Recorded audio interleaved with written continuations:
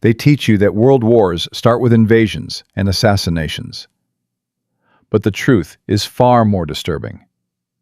Every major war in modern history began the moment the global financial system couldn't sustain the lies anymore. You've been told the story backwards your entire life, shown the soldiers and the borders, while the real trigger, the mathematical impossibility hidden in sovereign debt and currency collapse, stayed buried in classified documents and central bank ledgers. This isn't conspiracy. This is pattern recognition across 3 centuries of financial history. And right now, in January 2026, that exact same pattern just went live. Let me show you something they don't want you to see. On January 15, 2026, the United States Treasury crossed $38 trillion in national debt. Not 37.9, 38 trillion, with a capital T. That number should mean something to you, because it represents the exact moment when mathematics stopped caring about politics, stopped caring about optimism, stopped caring about any narrative except one.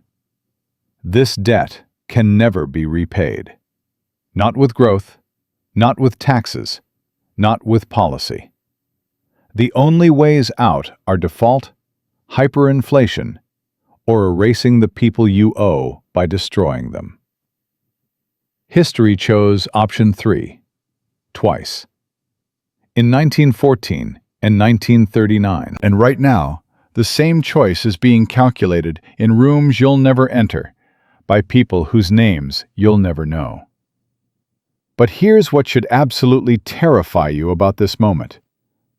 While financial media is telling you to stay calm, that the economy is resilient, that the Fed has tools, that we've been through worse, the U.S. government is now spending $6 billion per day just to pay interest on money we already borrowed.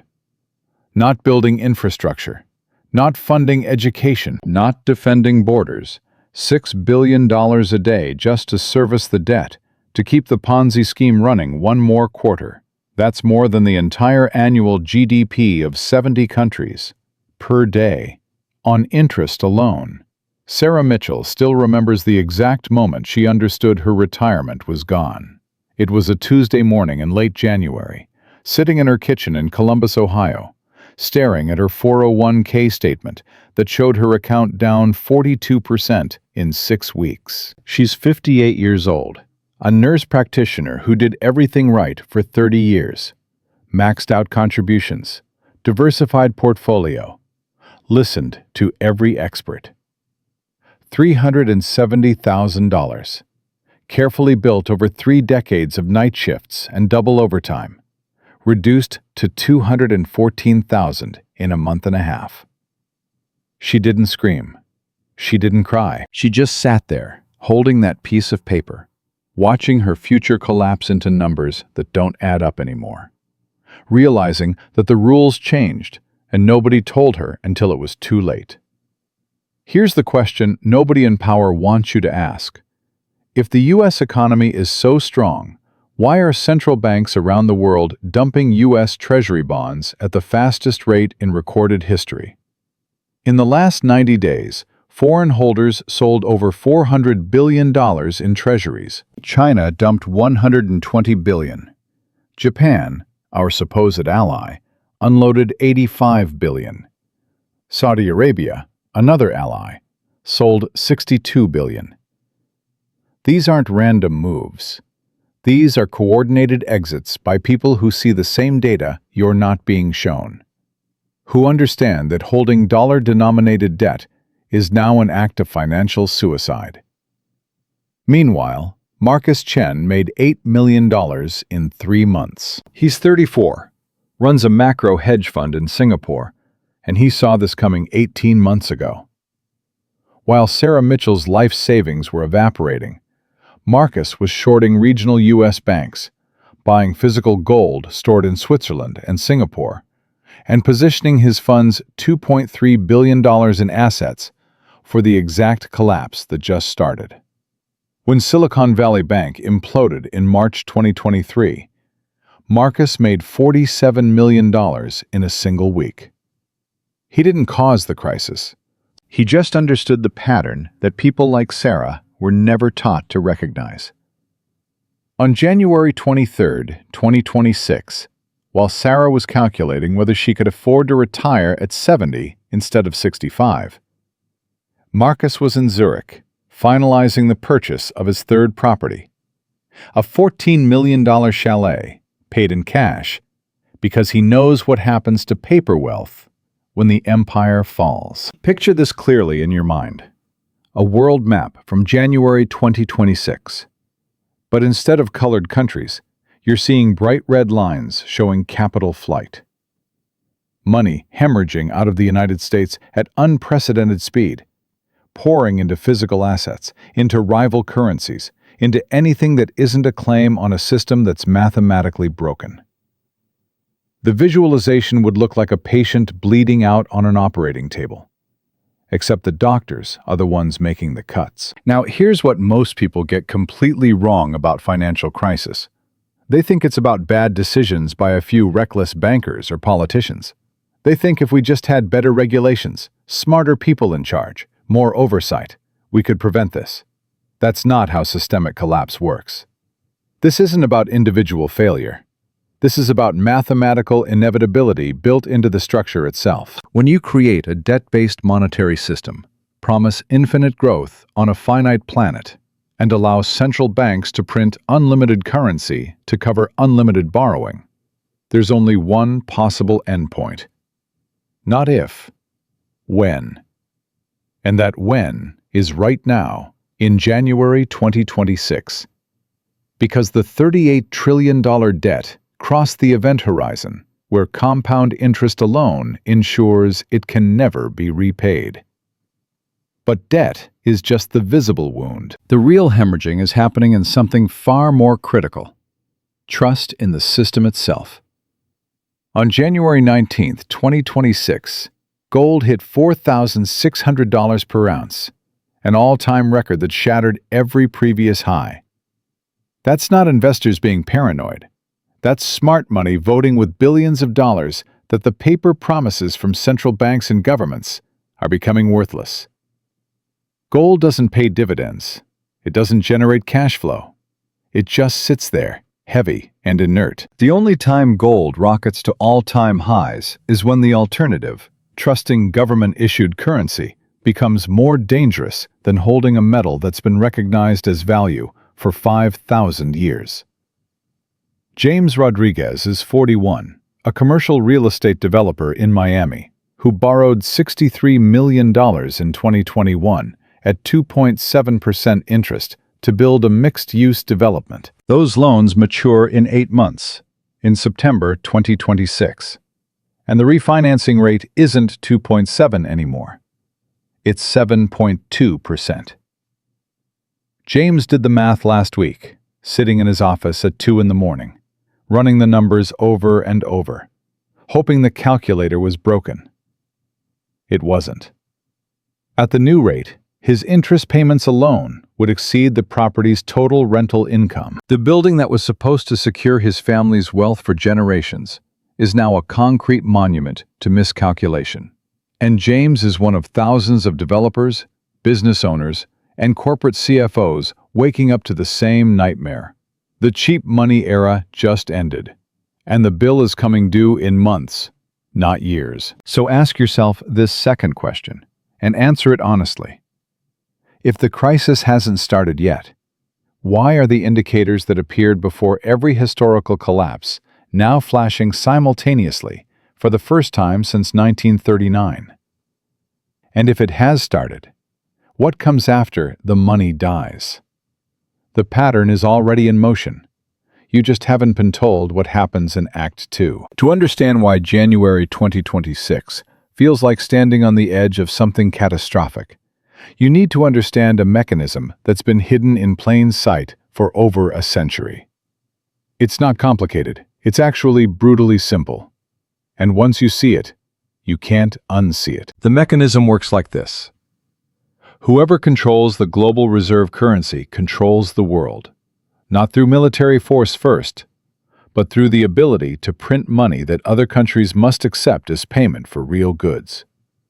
It's the ultimate counterfeiting operation, except it's completely legal, and it only breaks down when the countries providing real goods, oil, manufacturing, food, finally realize they're being paid in paper that's worth less every single day. In 1914, that currency was the British pound sterling. If you wanted to trade internationally, buy commodities, finance business expansion, you needed pounds. The Bank of England in London was the center of the financial universe, and they used that position as a weapon. Picture the global economy as a massive card game, where Britain got to print their own chips while everyone else had to earn theirs through actual production. As long as everyone believed those chips had value, the system worked.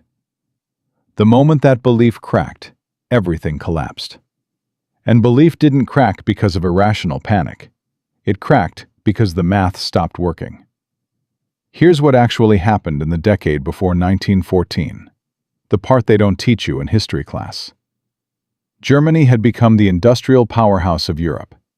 Their steel production surpassed Britain's in 1893.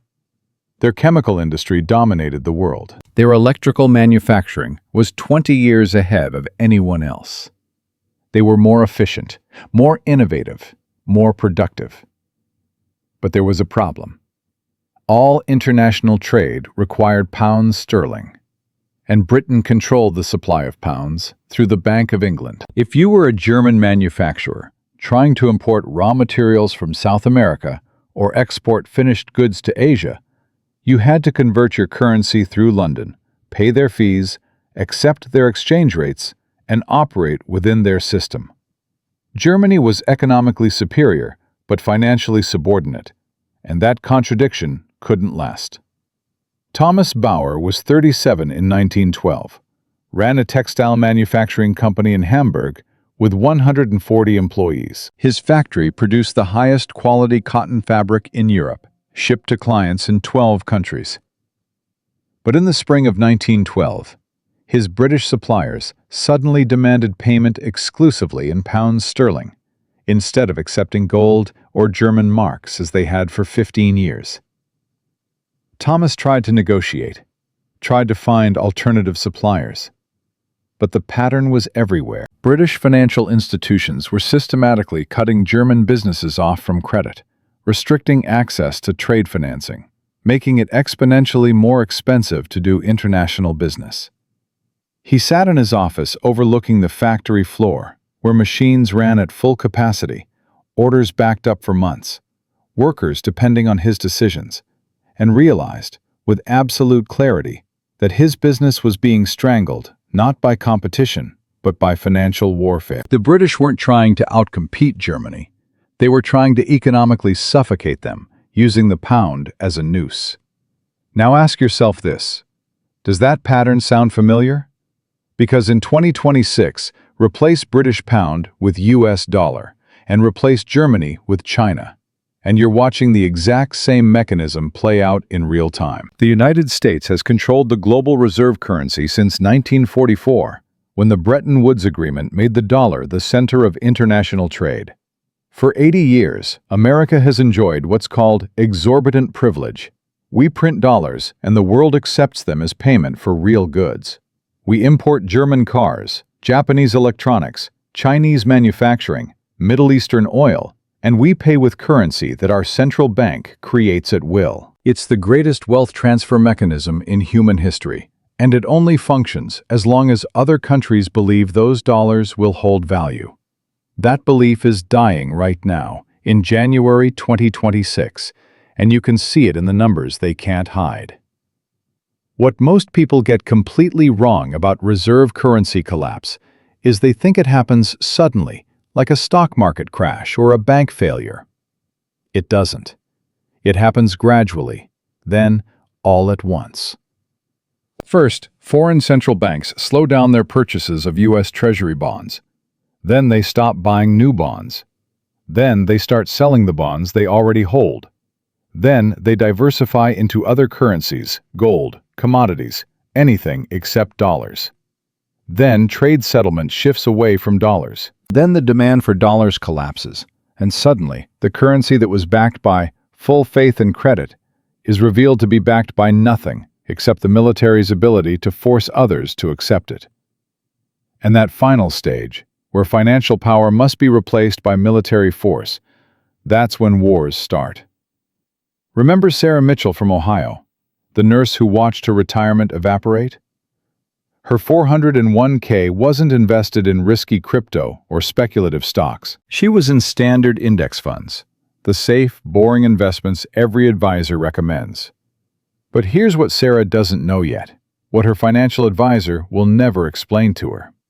Those funds are denominated in dollars, priced in dollars, valued in dollars. If the dollar loses 50% of its international purchasing power, Sarah's account might say it's worth $214,000. But what that money can actually buy gets cut in half regardless of what the statement shows. The number stays the same while the value evaporates. It's the perfect crime because the victim doesn't realize they've been robbed until they try to spend the money and discover it buys half of what it used to. Here's the mechanism they really don't want you to understand. When a country runs massive deficits year after year, decade after decade, they're not borrowing from some abstract future. They're borrowing from specific countries that hold their bonds. As of January 2026, foreign governments and institutions hold approximately $7 trillion in U.S. Treasury bonds. That's $7 trillion that China, Japan, Saudi Arabia, and others gave us in exchange for real goods, and we gave them paper promises to repay.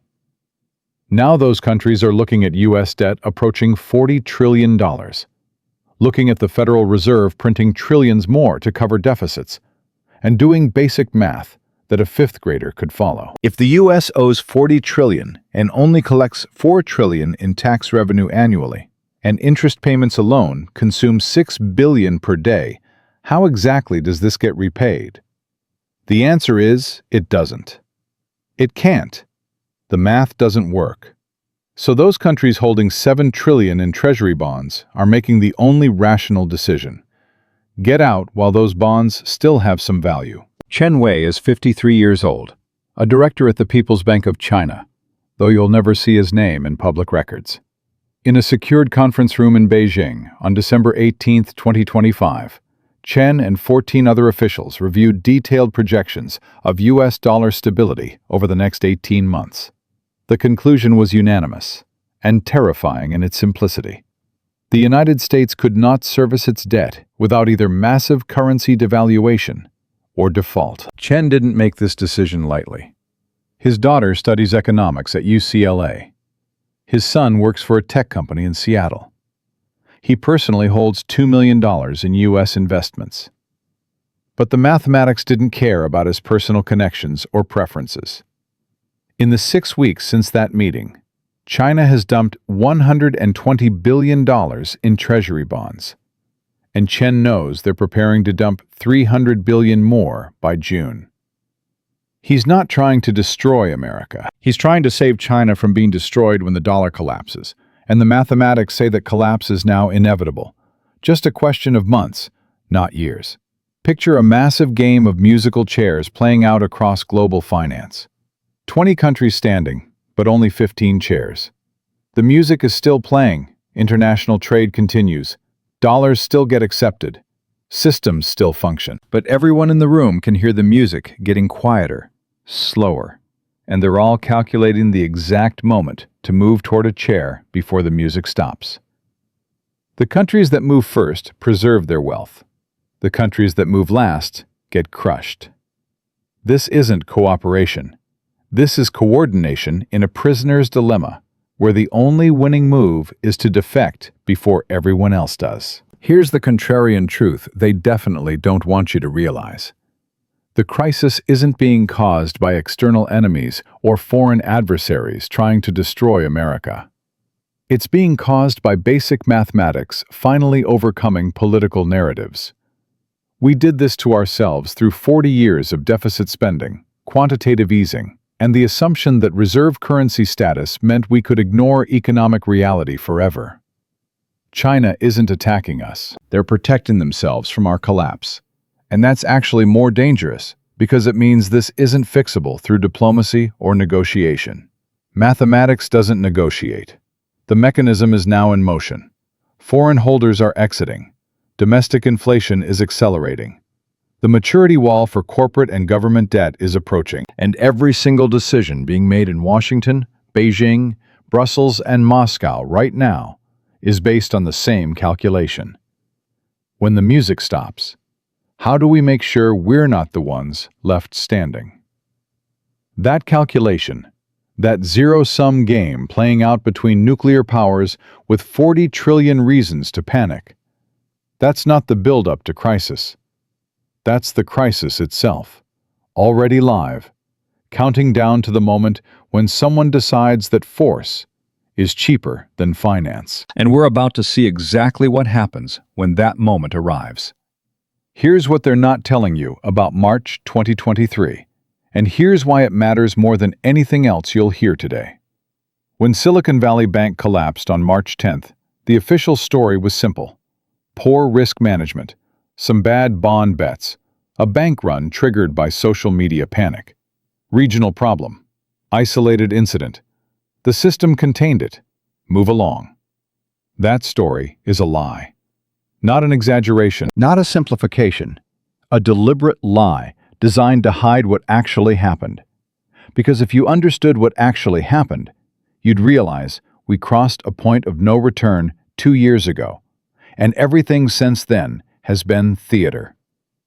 Silicon Valley Bank didn't fail because of mismanagement. It failed because of the mathematical reality that every bank in America faces right now in January 2026. When you deposit money in a bank, you think that money sits in a vault waiting for you. It doesn't. Banks take your deposits and buy assets, primarily U.S. Treasury bonds, because regulations classify those bonds as safe and liquid. Silicon Valley Bank did exactly what they were supposed to do. They took customer deposits and bought 10-year Treasury bonds in 2020 and 2021, when rates were at 0.5%. Safe, stable, government-backed. Except there's a problem with bonds that nobody explains to depositors. When interest rates rise, existing bonds lose value. If you bought a bond paying 0.5% and rates jump to 5%, your old bond is now worth substantially less because nobody wants to hold an asset paying 0.5 when they can get 5% elsewhere. This isn't theory. This is accounting. Silicon Valley Bank held $120 billion in bonds that had lost $22 billion in value when rates spiked. On paper, they were insolvent. They just hoped nobody would notice. Jennifer Zhao noticed. She's 42, runs a biotech startup in South San Francisco, had $11 million in her company's operating account at Silicon Valley Bank. On March 8, 2023, she attended a venture capital dinner where someone mentioned that SVB's bond portfolio was underwater. Jennifer didn't panic. She just did basic math. That night at 11:30 p.m., sitting on her living room couch with her laptop, she logged into her company's account and initiated a wire transfer to move all $11 million to JP Morgan. The transfer would process the next morning. She slept fine. At 6:45 a.m., her phone started exploding with texts from other founders asking if she'd gotten her money out. By 9:30 a.m., $8 billion in withdrawal requests had hit Silicon Valley Bank. By noon, the FDIC had seized the bank. By 3 p.m., Jennifer's wire transfer was frozen. Her $11 million, money she needed to make Friday's payroll for 73 employees, money she'd raised over 3 years from investors who trusted her, was stuck in a failed bank. She sat in her office that afternoon, and the only thing she could think was that she'd done everything right, followed every rule, kept money in an FDIC-insured institution, and it didn't matter. The system broke anyway. But here's the part that should make your blood boil. Within 72 hours, The Federal Reserve and Treasury Department announced an emergency program. Every depositor at Silicon Valley Bank would be made whole, even depositors with balances far exceeding the FDIC insurance limit of $250,000. Jennifer got her $11 million back. So did every venture capital firm, every tech company, every wealthy depositor who banked there. Total cost of the bailout? $215 billion, created by the Federal Reserve, essentially out of thin air. Remember Sarah Mitchell from Ohio? While Jennifer got rescued within 3 days, Sarah's watching her retirement account crater by 42%, with zero government intervention, zero bailout, zero emergency program. Both are victims of the same crisis: interest rates destroying asset values. But one gets made whole by printing money, while the other gets told that's just how markets work. That's not economics. That's a protection racket, where the elite gets socialism and everyone else gets capitalism. Now pause this video for 5 seconds and ask yourself, if the system was stable, if everything was fine, why did the government need to print $215 billion in emergency funds in 72 hours to prevent a complete banking collapse? The answer is because Silicon Valley Bank wasn't an isolated incident. It was a preview. There are 4,127 banks in the United States, and hundreds of them have the same problem. Bond portfolios underwater, depositors who could run at any moment, and balance sheets that only work if nobody looks too closely. Marcus Chen, the hedge fund manager from Singapore, who made $8 million shorting this exact scenario, he understood something that Jennifer and Sarah didn't. The system isn't designed to protect everyone. It's designed to protect the people who understand that the system is broken and position themselves accordingly. Marcus didn't cause Silicon Valley Bank to fail. He just bet correctly that a bank holding long-term bonds at 0% interest in a rising rate environment would eventually implode. He made $47 million in March 2023, while Jennifer nearly lost her company, and Sarah lost 42% of her retirement. Same crisis, 3 completely different outcomes, and the difference had nothing to do with who worked harder or who was smarter. It had everything to do with who understood the mechanism and who didn't.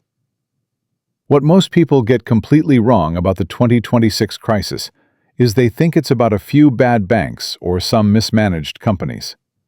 This is structural. Imagine a photograph of the United States taken from space, but instead of showing cities and roads, it shows debt. Every corporate bond, every government obligation, every mortgage, every loan. You'd see a web of interconnected obligations so dense and so massive that it looks like a living organism. Now picture that organism suffocating because the oxygen, cheap money at 0%, just got replaced with expensive money at 5 to 6%. Every cell in that organism has to refinance, has to pay higher rates, has to somehow generate enough cash flow to service debt that just tripled in cost. Some cells die immediately. Some struggle. But the organism as a whole cannot survive this environment. It was built for 0%. It cannot function at 5%. The math doesn't work. David Park is 56 CFO of a mid-sized manufacturing company in Ohio that employs 2,400 people. His company borrowed $800 million in 2020 at 1.9% interest to expand production facilities. That debt matures in August 2026, 5 months from now. David has spent the last 3 weeks negotiating with 9 different banks trying to refinance. The best rate anyone will offer is 7.3%. At 1.9%, annual interest was $15 million. At 7.3%, annual interest jumps to $58 million. The company's annual profit last year was $61 million. David sat in his office last Thursday, running projections, and every scenario ends the same way. The company cannot afford to refinance at current rates. They either default, file bankruptcy, or somehow generate 4 times more profit in the next 12 months. On Friday morning, David had to schedule a meeting with the CEO to explain that the company he's worked at for 27 years, that's been profitable for 40 years, that builds parts for everything from cars to medical devices, is probably going to fail in 6 months, not because of competition, not because of poor management, but because the Federal Reserve raised interest rates and now they literally cannot afford to borrow money. 2,400 people have no idea their jobs are about to disappear. Here's the twist nobody saw coming. The Federal Reserve didn't raise rates to fight inflation. That's the public story, the simple narrative for TV news. The real reason, the one that officials will never say publicly, is that they had to raise rates to attract foreign buyers for U.S. Treasury bonds. Remember Chen Wei from the People's Bank of China, the official who authorized dumping $120 billion in treasuries? When foreign central banks stop buying U.S. bonds, the Federal Reserve has 2 choices.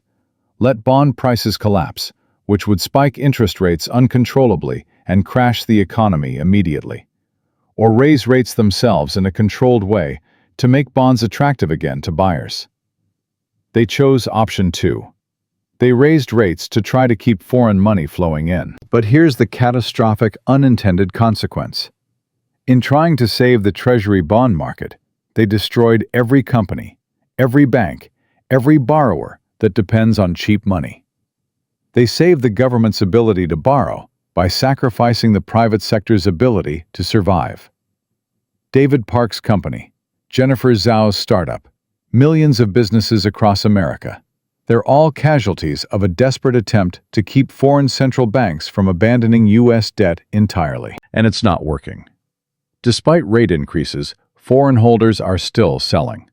China, Japan, Saudi Arabia, they're all reducing treasury positions because they can do math better than the Federal Reserve can lie. The mechanism is now self-reinforcing. Foreign selling forces rates higher. Higher rates destroy more companies. Company failures weaken the economy. A weaker economy makes foreign holders want to sell even more. It's a doom loop, and we entered it in January 2026 with $38 trillion in debt and no mathematical path to escape. Catherine Moore is 68 years old, a retired teacher in Arizona living on Social Security and a small pension. In February 2026, her monthly grocery bill jumped from $340 to $520. Her prescription medication cost increased from $115 to $210. Her homeowner's insurance doubled from $108 monthly to $217. Her total fixed expenses increased by $703 per month, while her Social Security check increased by $41. Catherine doesn't follow markets. She doesn't watch financial news.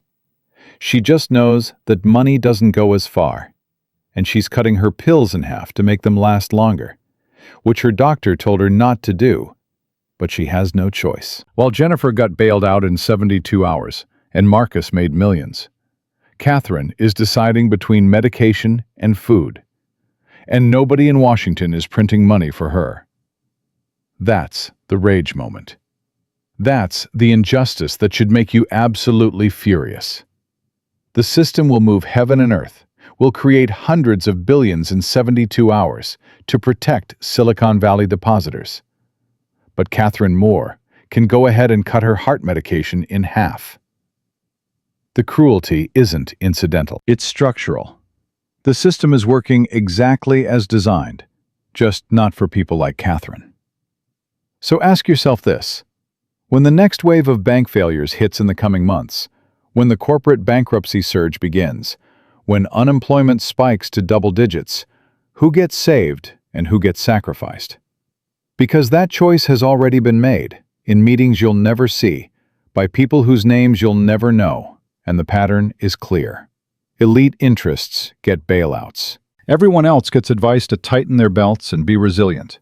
The decisions that will determine the next 10 years are being made right now.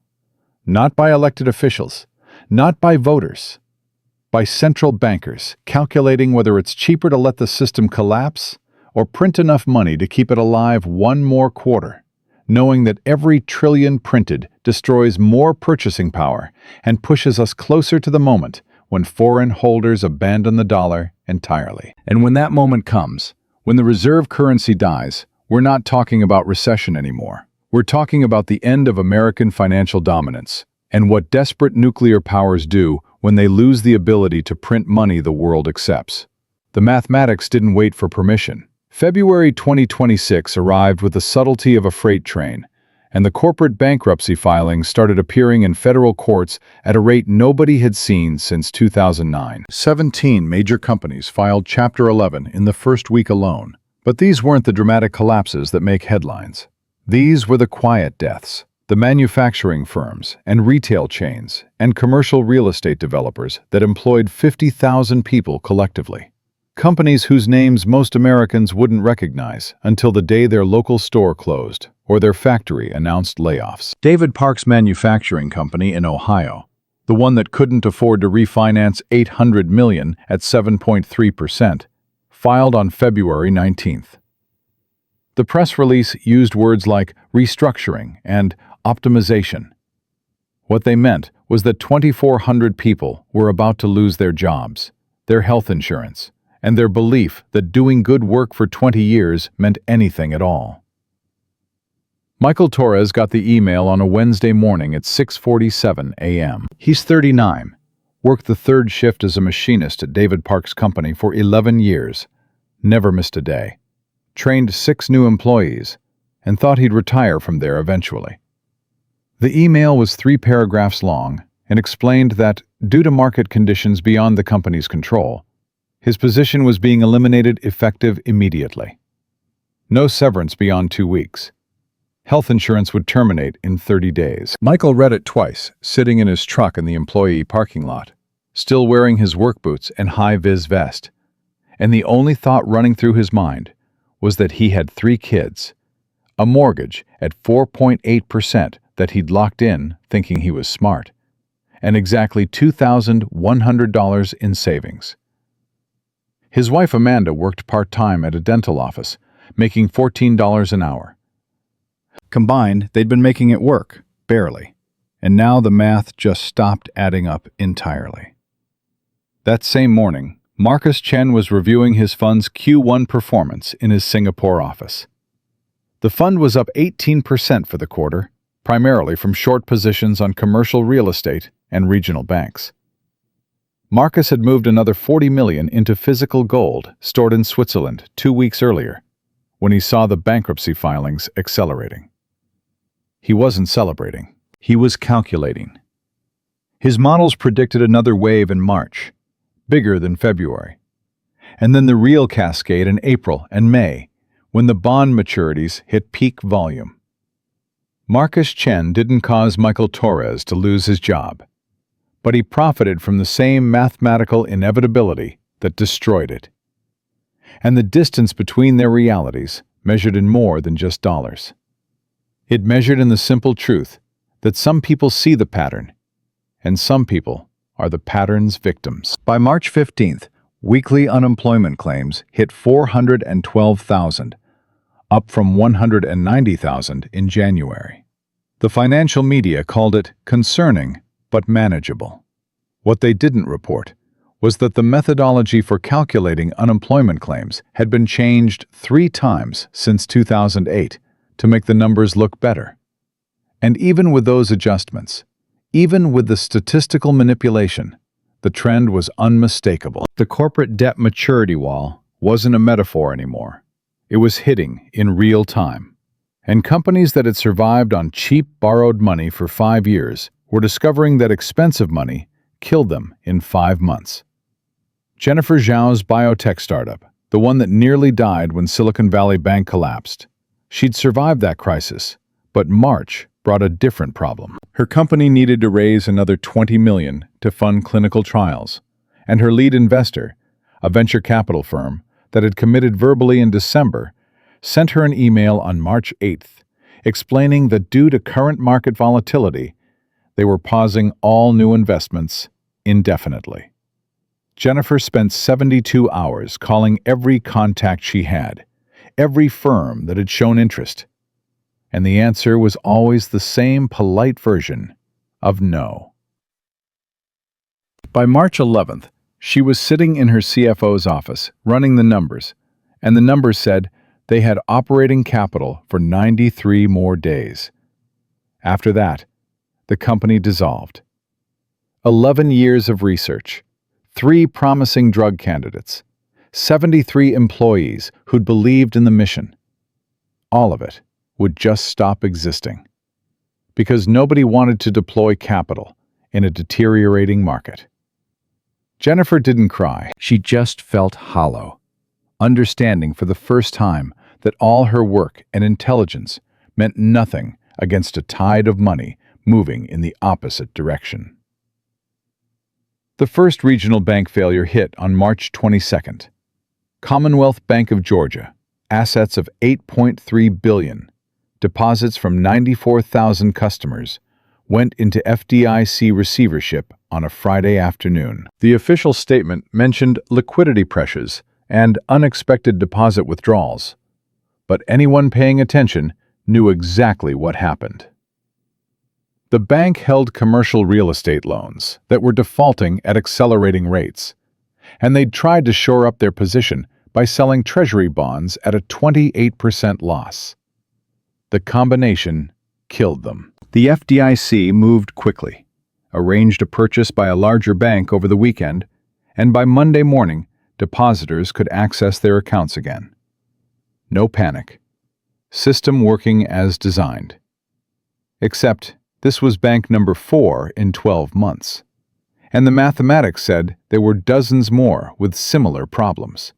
And the FDIC's insurance fund held $128 billion to cover potential losses across an entire banking system with $23 trillion in deposits. The math didn't work. Everyone knew it. They just kept pretending it did. Catherine Moore, the retired teacher in Arizona who'd been cutting her medication in half, she banked at Commonwealth.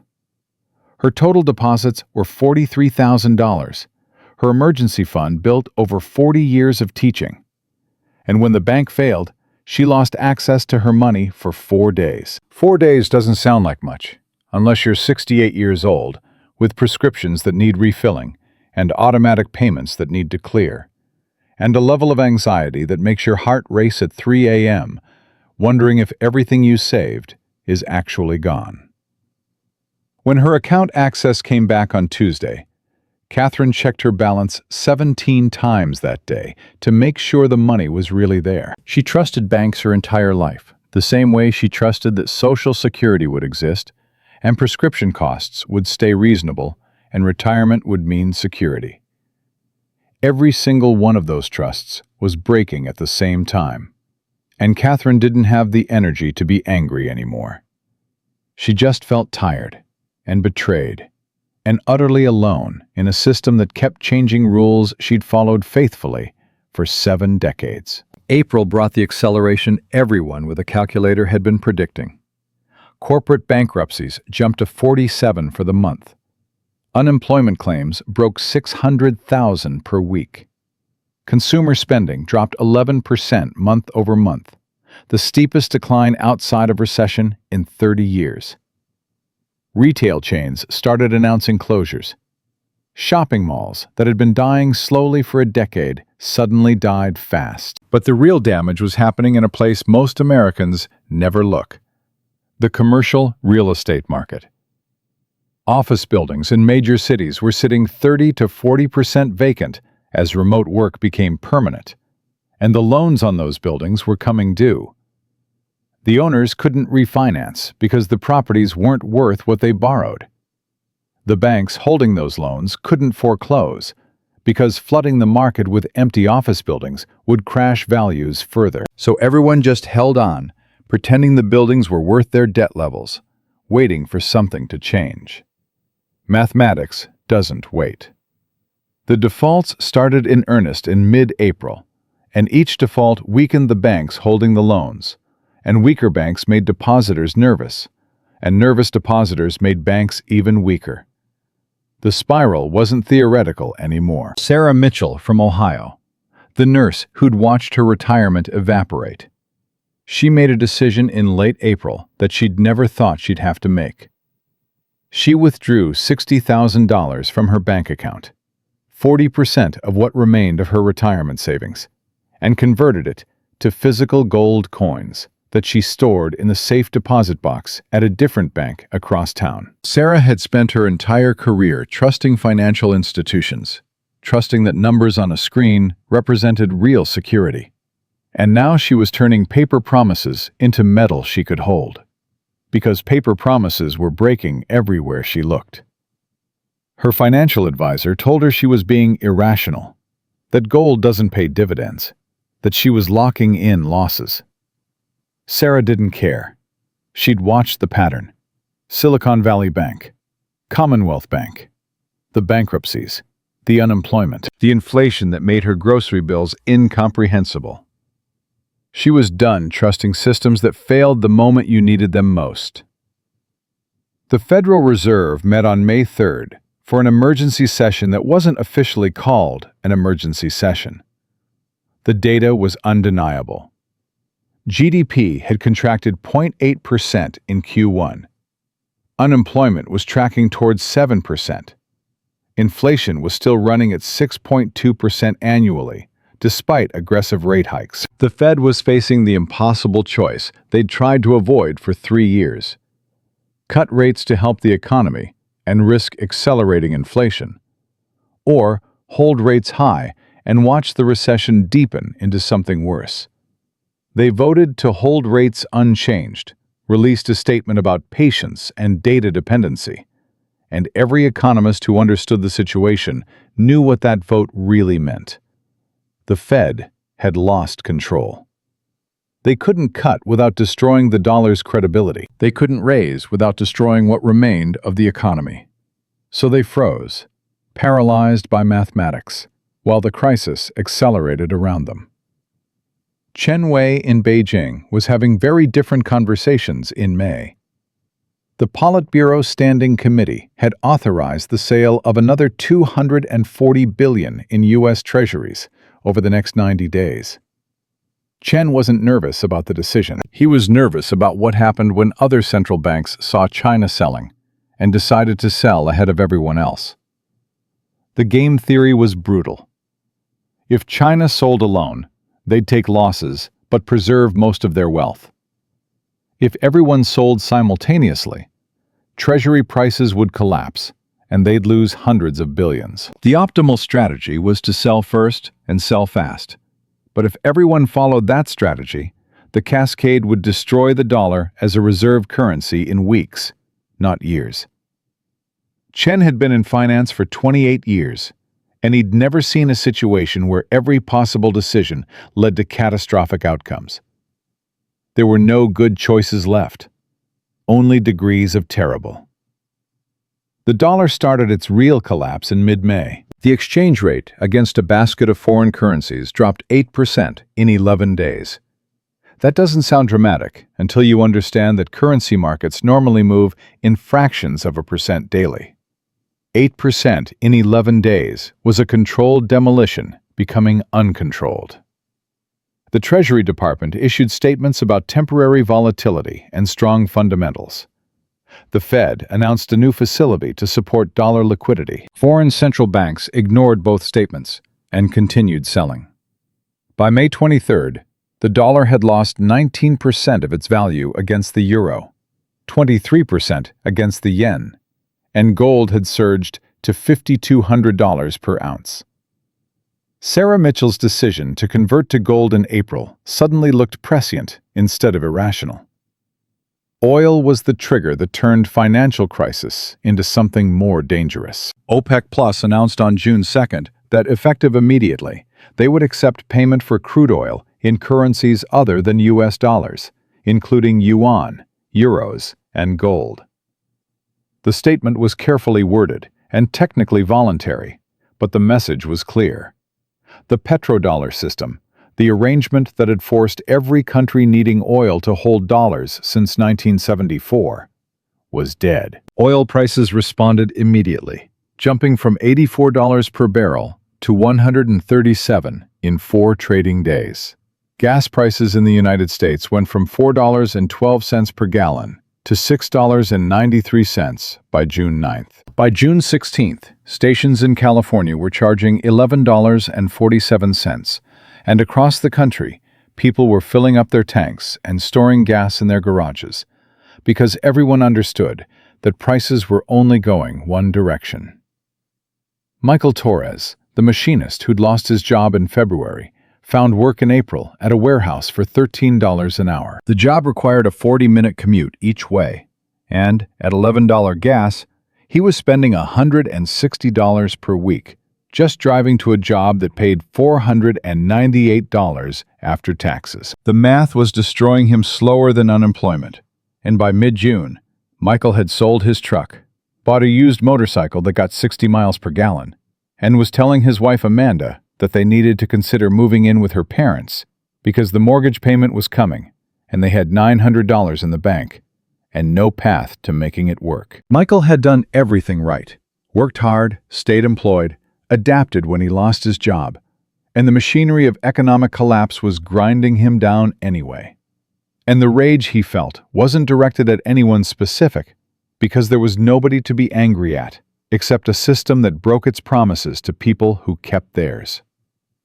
The government implemented emergency measures in late June.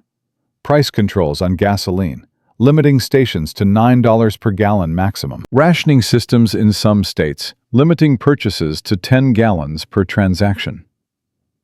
The controls didn't create more oil or make dollars worth more. They just created shortages. Lines at gas stations stretched for blocks. Stations ran out of fuel by mid-morning.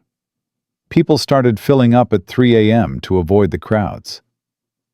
The controls were making things worse, not better. But admitting that would mean admitting the problem wasn't fixable through policy. The problem was mathematical. The dollar was dying, commodities were repricing, and no amount of government intervention could change the fact that a currency losing value means everything priced in that currency costs more. Jennifer Zhao's company ran out of cash on June 27th. She'd stretched the 93 days to 107 through layoffs and expense cuts and desperate negotiations with vendors. But on June 27th, the bank account hit zero, and payroll was due, and there was no more runway left. Jennifer sent the email to all 73 employees at 4:47 p.m., explaining that the company was ceasing operations immediately. No severance. Health insurance would terminate in 14 days. She'd tried everything and failed anyway. After she sent the email, Jennifer sat in her office until 11 p.m., not because she had work to do, but because she couldn't face going home to her empty apartment and processing what had just ended. 11 years of her life, tens of millions in investor capital, research that could have saved lives. All of it terminated because the capital markets had frozen at exactly the wrong moment. Jennifer wasn't a victim of her own failures. She was a victim of timing, of being in the path of a financial avalanche that buried everything in its way, regardless of merit. The military movement started in early July, gradual enough that most Americans didn't notice, but obvious enough that anyone watching geopolitical patterns saw exactly what was happening. U.S. Navy ships increased presence in the South China Sea, from routine patrols to what military analysts called a persistent posture. Chinese vessels responded with their own increased presence. Both sides claimed they were defending freedom of navigation and international law. What they were actually doing was positioning for the possibility that resource access and trade routes might need to be secured through force instead of finance.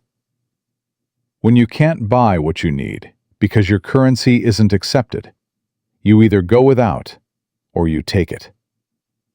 The positioning suggested that going without wasn't being considered as an option. The incident happened on July 16th, a Tuesday morning local time, in contested waters near the Spratly Islands. A Chinese destroyer and an American cruiser came within 200 meters of each other during maneuvers. Both sides claimed the other violated navigation rules. There was no collision, no weapons fire, but radio traffic between the vessels was hostile, and there were several minutes where commanders on both ships were calculating whether to escalate. They didn't. The ships separated. Both sides filed official protests, and the media covered it for 18 hours before moving on. But people who understood the pattern knew what that incident represented. It was the first time since World War II that American and Chinese military vessels had come close enough to hostile engagement in disputed territory, where both sides had reasons to fight. First times become precedents. Precedents become patterns.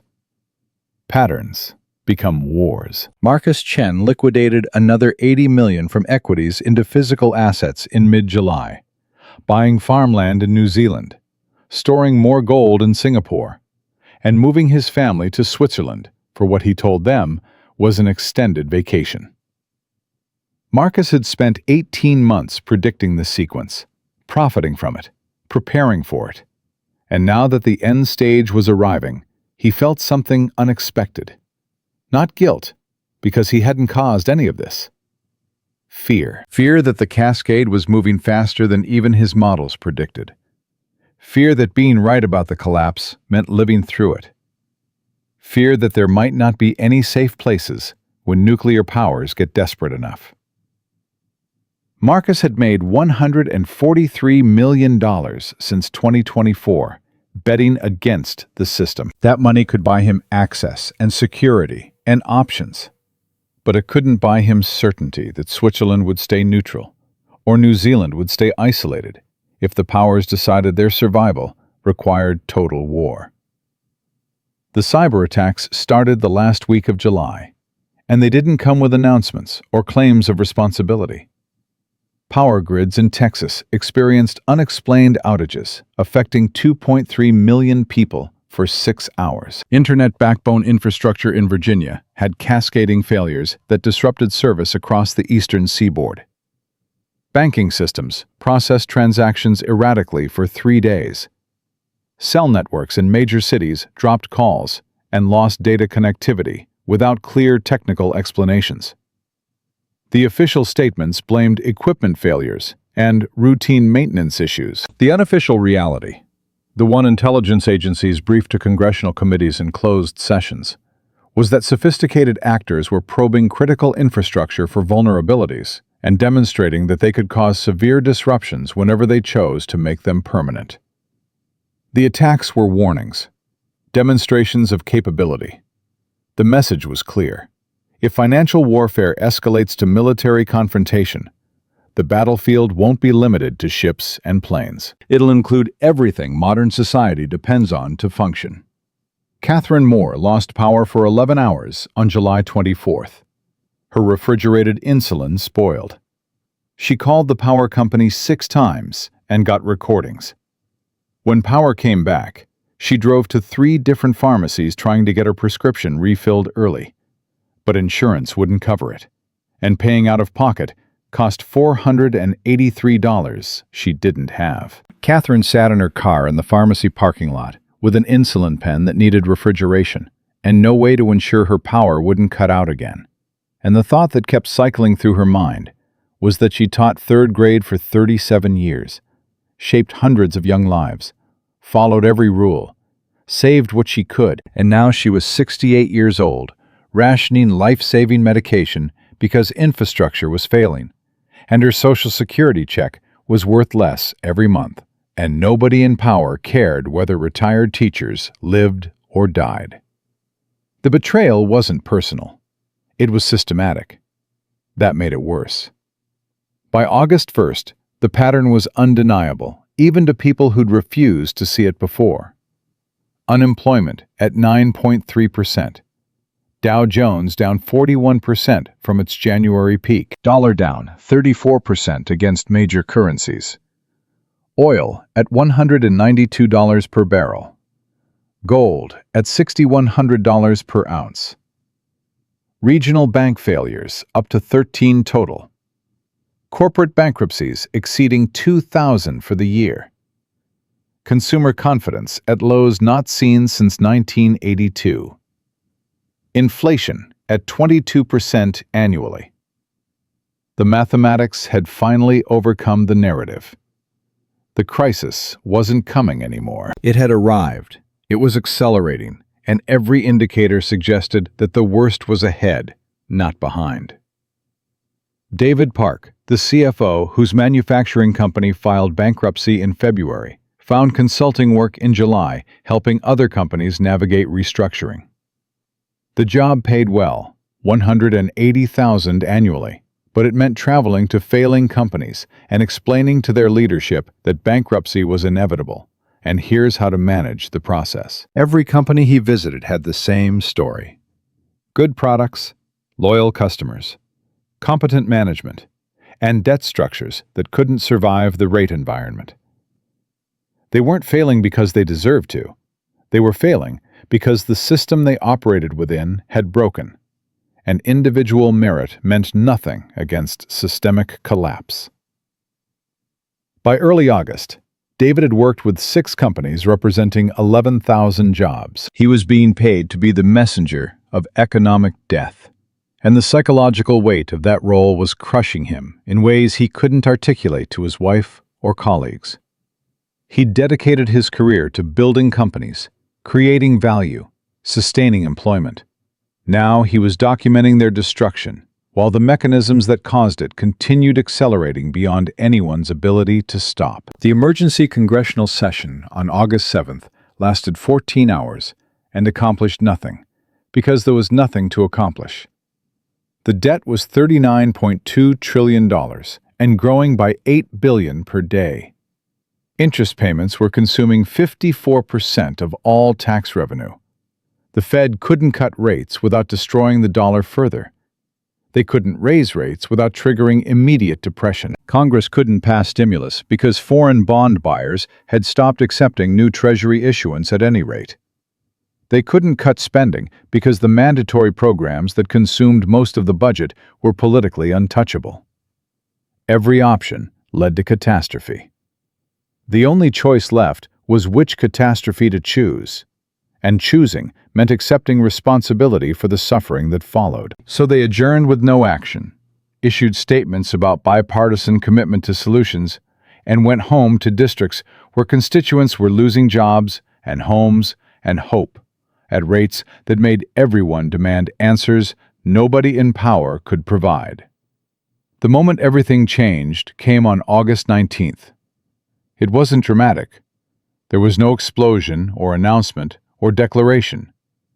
China simply stopped accepting US dollars for payment on existing contracts. Not publicly, not officially, but in practice, Chinese exporters began refusing dollar payment and demanding settlement in yuan, euros, or gold.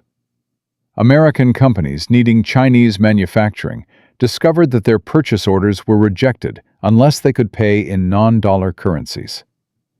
The change was immediate and irreversible, and it meant that the world's second-largest economy had functionally decoupled from the dollar system. Within 48 hours, other countries began following the same pattern. The dollar hadn't been officially replaced as reserve currency. It was being quietly abandoned by everyone who understood that holding dollars meant holding losses, and the transition from dominance to irrelevance was happening in real time across thousands of transactions that individually seemed small, but collectively represented the end of 80 years of American financial hegemony. The mathematics didn't care about legacy or power or history. The mathematics cared that $39 trillion in debt couldn't be serviced, that the currency used to print that debt was losing legitimacy, and that systems built on assumptions of perpetual dollar dominance were collapsing, exactly the way they had in 1914, when the pound sterling died, and exactly the way they had in 1939, when European financial systems disintegrated. The pattern didn't repeat, because history had a sense of irony. It repeated because human beings make the same mistakes when facing the same impossible choices.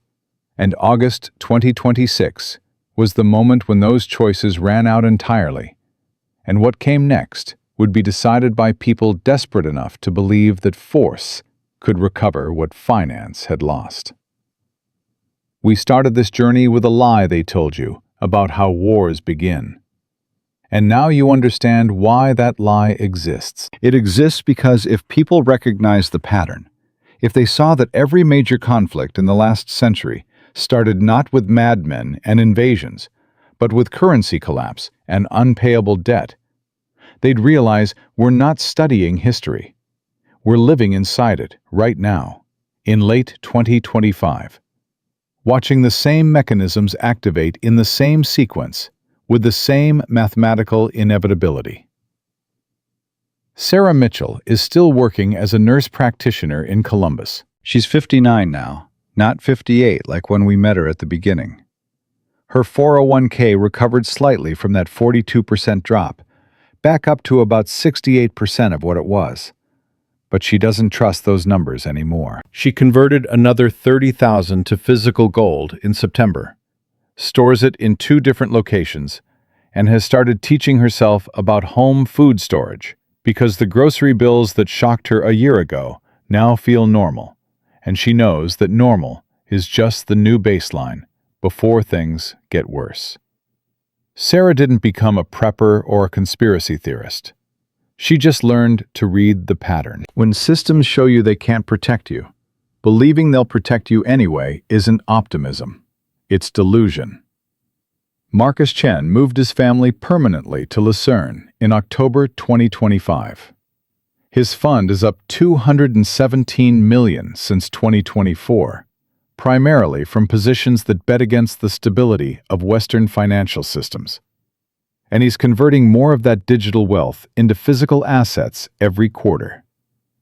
Marcus isn't celebrating. He's running scenarios for what happens when the pattern he's been tracking crosses from financial crisis into military escalation.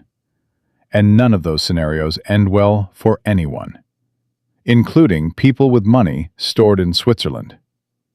The mathematics that made him wealthy are the same mathematics that might make wealth irrelevant if the nuclear powers decide that resource competition requires total war. Marcus sees the pattern more clearly than almost anyone, and that clarity doesn't bring comfort.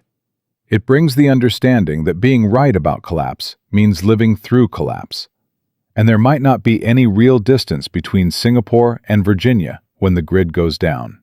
Here's the contrarian truth that should reshape how you think about the next 5 years. This isn't a prediction.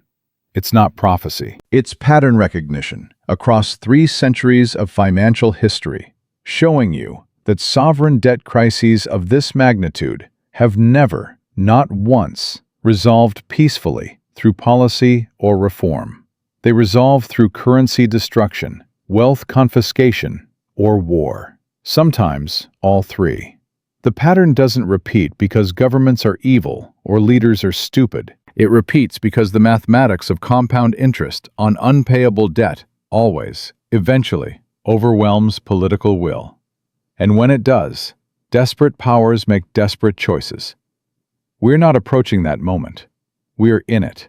And the only variable left is how quickly the acceleration happens, and whether the people watching understand what they're seeing before it's too late to adapt. Picture a map of the world in your mind.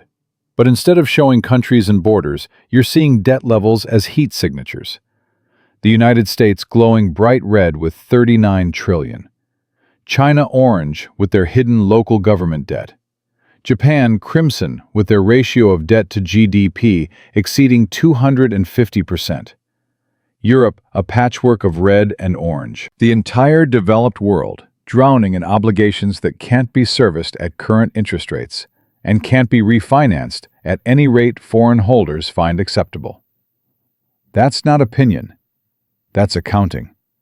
And that map shows you exactly why the decoupling Marcus bet on and Chen Wei executed isn't some temporary trade dispute. It's the beginning of the end of a global financial system that ran for 80 years on the assumption that debt could grow forever, and someone would always accept dollars as payment.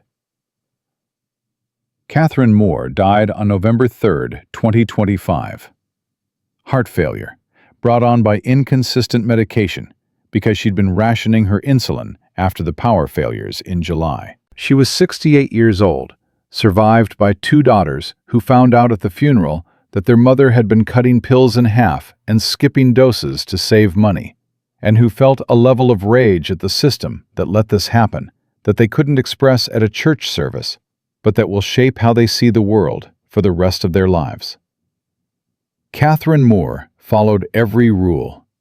She taught 3rd grade for 37 years. She saved what she could.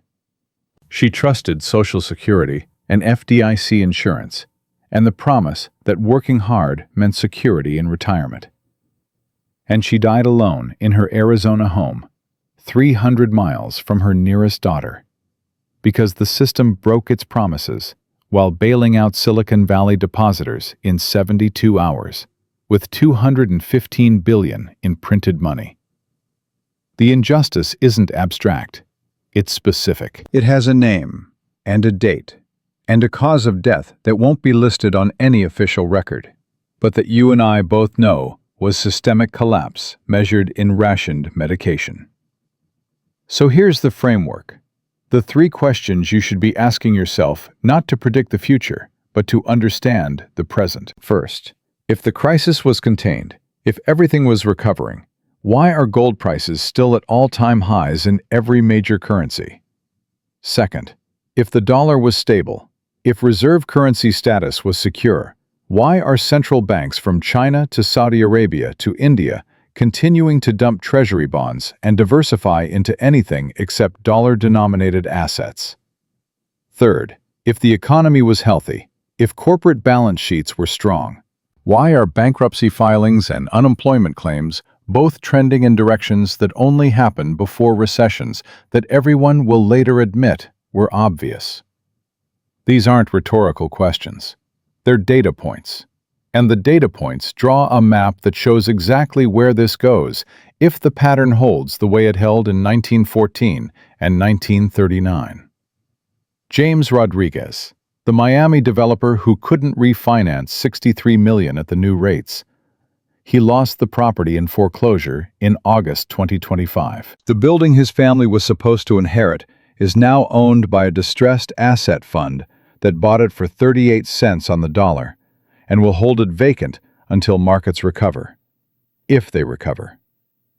James filed personal bankruptcy in September, spent November working as a project manager for someone else's development company, and told his wife in late December that he'd been too optimistic, too trusting that the system that worked for 30 years would keep working. The moment he understood was sitting in bankruptcy court, watching the judge approve the liquidation, watching 30 years of work get reduced to line items on a legal document, and realizing that the rules had changed, but nobody told the people playing by the old rules until they'd already lost.